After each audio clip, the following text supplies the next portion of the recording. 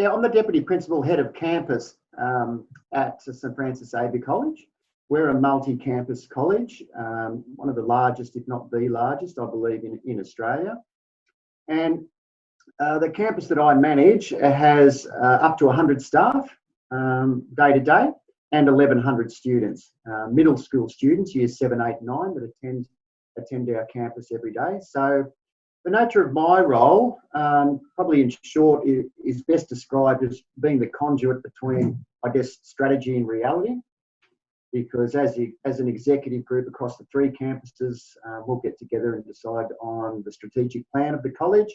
And it's up to me to come back and ensure that implementation is realised on a day-to-day basis. So the whole idea of neuroscience really comes into play because essentially the interaction person to person, be it at staff level or at student level, is really significant in my work. So how did you get into looking at neuroscience of leadership in the first place? Well, it's just the nature of the role itself.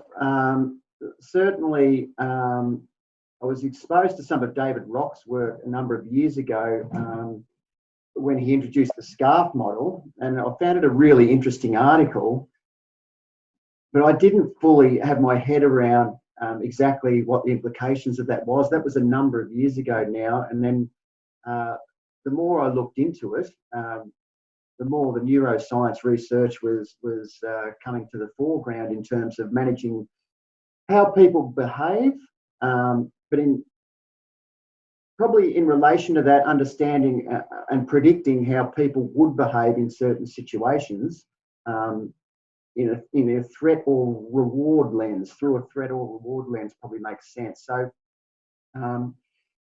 being a leader in an educational setting, for me, the nature of my work's geared heavily towards people management, growing people's capacity, reading people, and essentially one of the big things I've picked up from the neuroscience research that I've been involved in is creating a psychologically safe environment. It's probably been a really profound concept that I keep coming back to as well, and it's something that appears to be untapped in many organisations. So I'm certainly trying to promote that as a leader.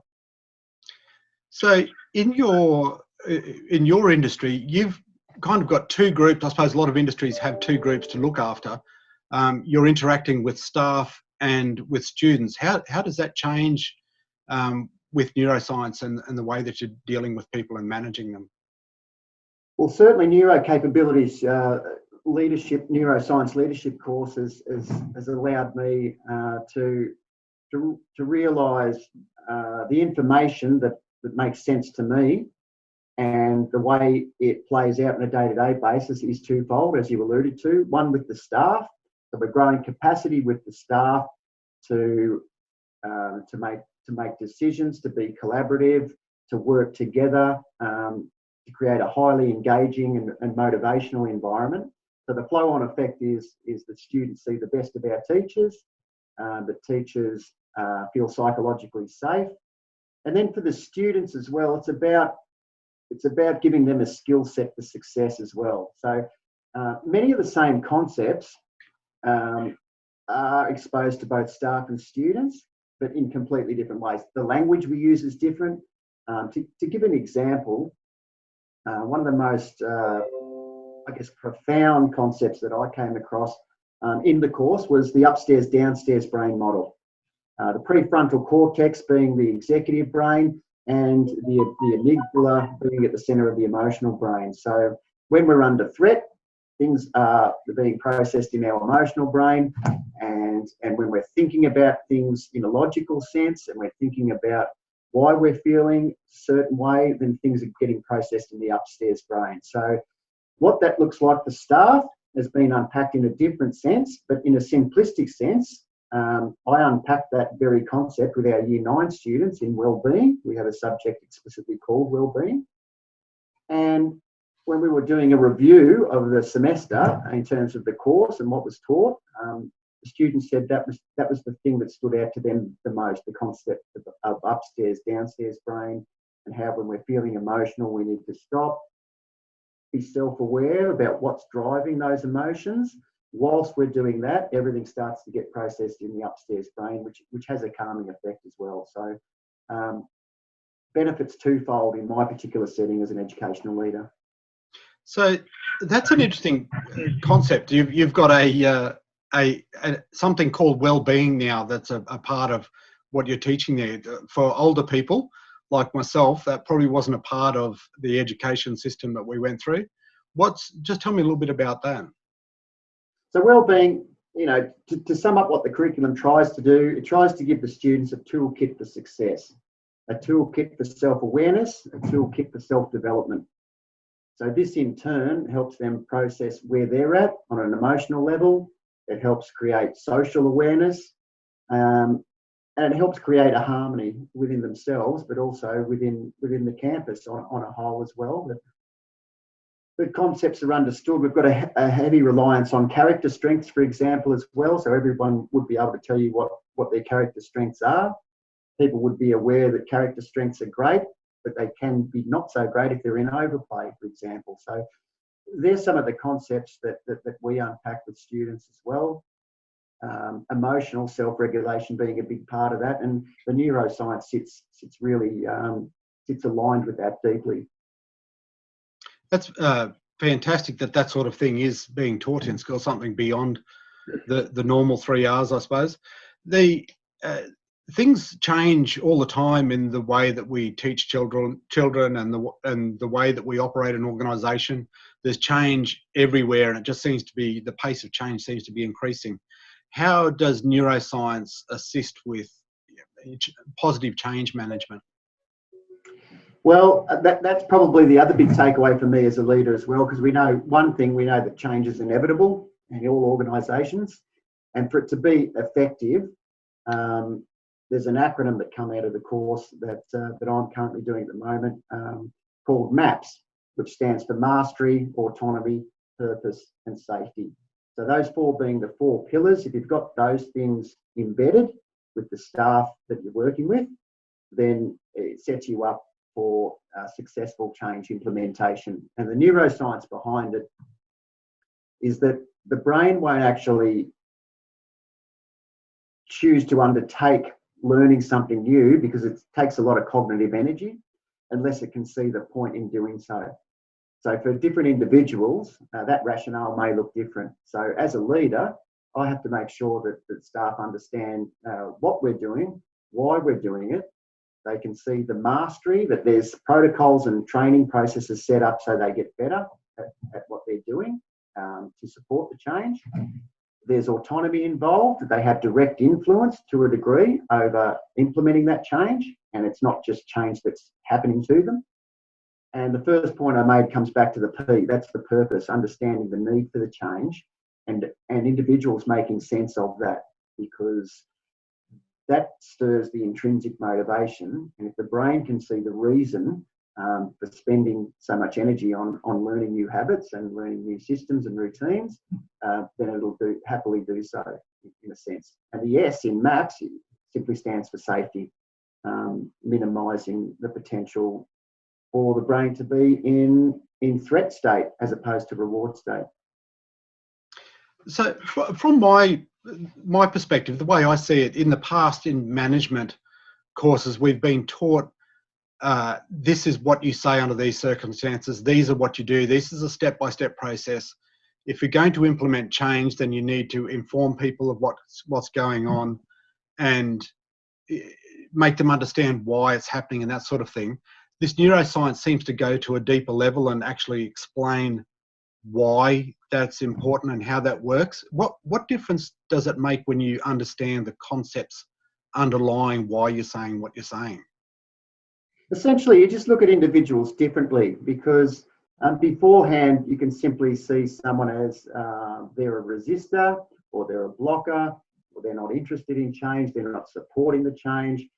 But if you break it down into some of those neuroscientific concepts, it becomes a bit more of a deeper level of understanding for each individual about how they might be seeing things differently, and therefore what might be stopping them or preventing them from engaging in those changes as enthusiastically or as supportively as you would have hoped as well. So you try to minimise, and for every individual it's different. And we'll talk about the SCARF model a little bit later on, but different domains and different things set different individuals off in a state of threat, and which we're trying to minimise as leaders. So it's about understanding the workings that go on, I guess, within someone's brain, and how pathways connect, and what drives a person's thinking as well. So just on that SCARF model, can you give us an example, just picking one of those 5 variables? Can you just pick one of those and give us an idea of how that actually is applied in your organisation, or how you can apply it? Yeah, SCARF really significant for my leadership as well. Look, SCARF is an acronym for the 5 main domains, which potentially, when someone feels under threat, when they're feeling in a threatened state, that's when they'll be feeling hyped up and they won't be thinking clearly. Sometimes you see irrational behaviour, you see irrational thought, and you might see some regretful actions, either verbally or whatever as well. So there's a whole lot of reasons for minimising the brain state of threat. The 5 domains are, the acronym stands for status, certainty, autonomy, relatedness, and fairness. So if we break those down, I like to look at that SCARF model, David, in terms of a series of questions that staff would ask themselves. Status.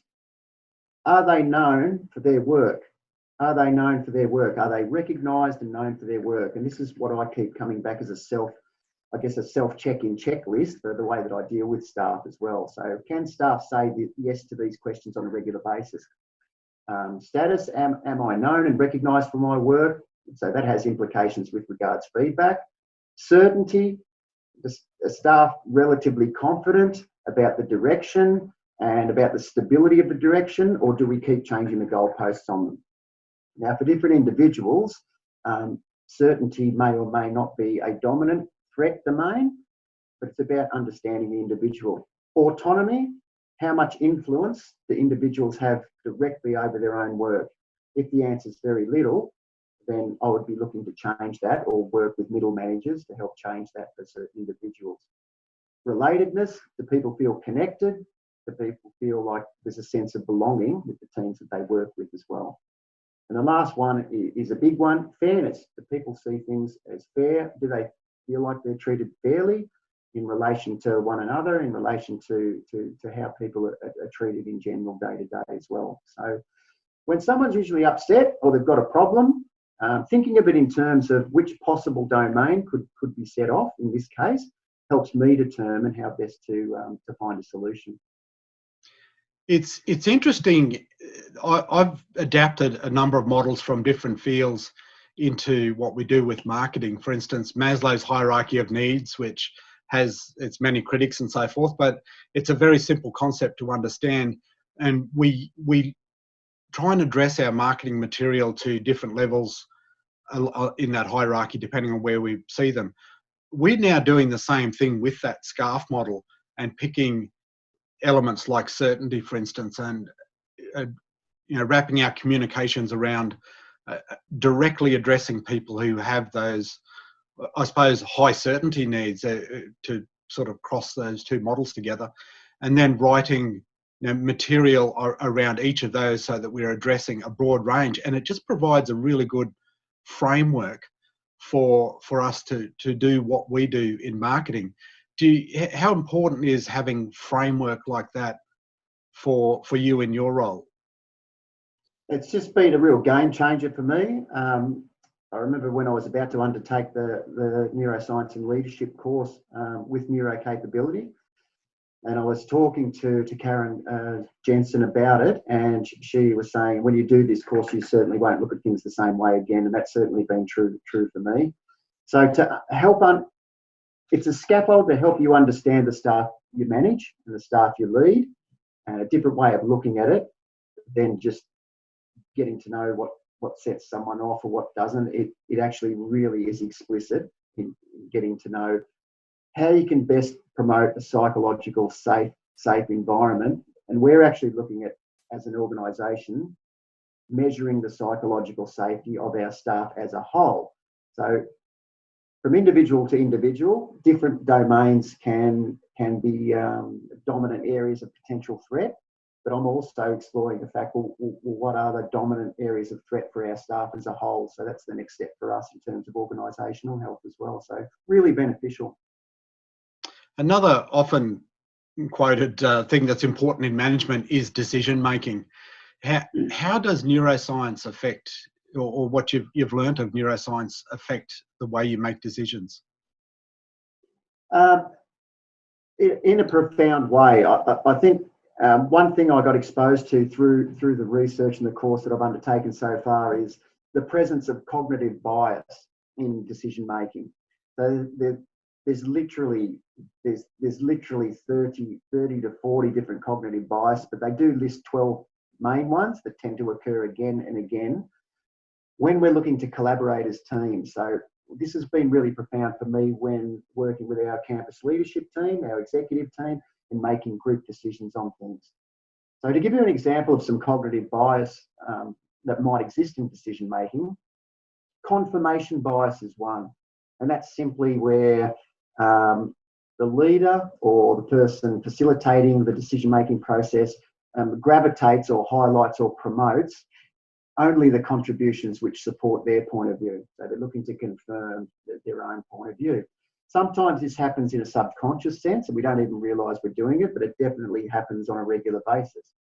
Another bias, just to give you an example, is anchor bias, where something could have happened once and then you take that as gospel that it's going to happen in every situation. And it takes someone to ask the right questions to ward against those biases occurring in decision making, because they can often occur without us even realising. And the end result is the decision made isn't always necessarily the best decision if it's at the mercy of certain cognitive bias as well. Another one is conformity bias, and we would have all seen this before. Somebody's quite loud and quite dominant in the boardroom, and so sometimes it's easy just to go along with it. So conformity bias can occur as well. So as a group, it takes high relational trust to actually then, when we arrive at a big level decision, that we actually question it and ask the right questions to actually see if it holds up under certain biases as well. So that's something that's been significant for me. So just a couple of things I'm interested to know. What sort of challenges are facing your industry? We're all going through a lot of change constantly, but what's the big challenges you see on the horizon for the education? I'd say the rapid rise or the rapid progression of technology and looking to implement that. Schools want to get technology and get the latest technology and be using it in the most effective way possible. But that needs consideration as well, and it certainly can't be cart before the horse. So it's happening at a very quick rate. And then on another level, because I've really instilled in this campus what I call a culture of excellence, that it's in two areas: achievement and character being equally as important. This is where the neuroscience comes in as well.